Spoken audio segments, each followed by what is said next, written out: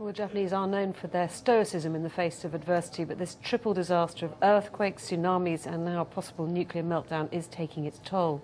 Damian Flanagan is a writer on Japanese affairs who's lived through the Kobe earthquake in 1995, and I asked him what effect such disasters have on the lives of survivors.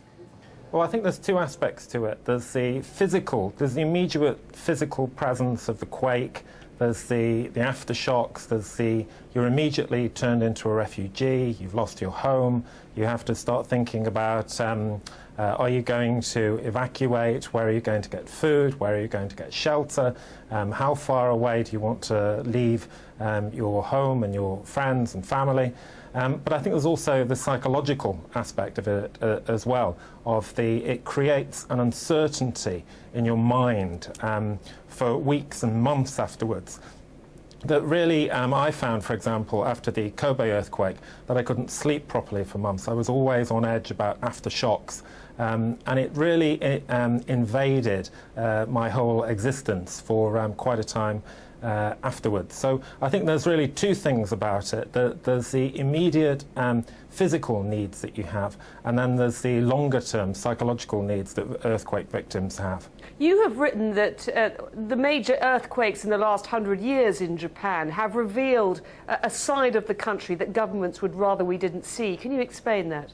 Well, for example, famously in the Great Tokyo earthquake of 1923, there were horrendous massacres of Koreans that were treated as scapegoats for the disaster, which revealed some very uncomfortable things in the Japanese psyche at that time, of racism that was lurking there, of groups within Japan that previously these frictions had very much been covered up. But suddenly when these disasters happen, the actual fissures in society itself begin to be exposed. In the 1995 Kobe earthquake, there were several things revealed. One of those was that many people had laboured under the delusion beforehand that everyone in Japan was middle class. Everyone carried on with the belief that the Japanese economy was the be-all and end-all of Japan's existence, that there was a paternalistic corporate structure in place, and that they didn't understand. They used to talk about, the British class system as something totally alien to Japan. When the earthquake happened, what quickly became apparent is that the areas that were most affected, such as Nagataku and Kobe, were actually the working class areas. It was the places where there were poor housing that collapsed. Afterwards, those were the areas that fires broke out in. And suddenly, people began to realise that they'd been labouring under a myth that the government and society had been quite happy to perpetrate. And this time, of course, I think it's revealed that Japan's nuclear industry is not as safe as it was. But let me move on to another point that you have made. Japan has been going through a very difficult period of economic stagnation for some time now.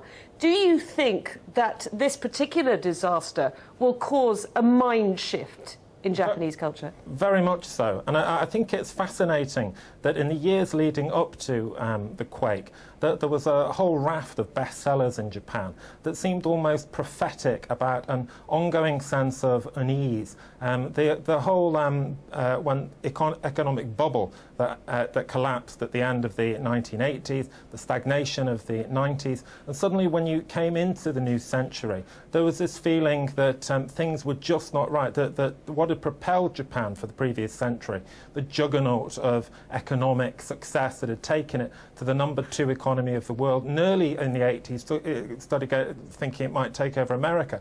Suddenly, all that went off the rails. They've just seen in the last few years China overtake Japan. And I think there's an increasing dissatisfaction with this notion of sacrificing everything for economic success. And I think that this event will be very much a watershed in defining Japan's identity in the coming century.